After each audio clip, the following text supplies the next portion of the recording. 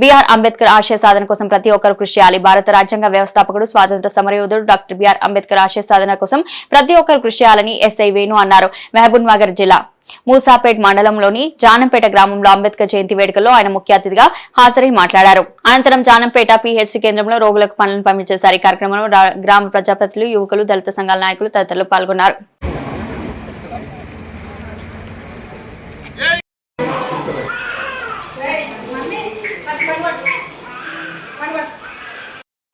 అంబేద్కర్ గారి 135వ జయంతి, ఆ మహనీయుడు జయంతిని పురస్కరించుకొని జానంపేట గ్రామంలో ఇంత పెద్ద ఎత్తున జయంతి ఉత్సవాలు నిర్వహించినందుకు, దానికి నన్ను ముఖ్య అతిథిగా ఇన్వైట్ చేసినందుకు గ్రామస్తులందరికీ మొట్టమొదటిగా ధన్యవాదాలు.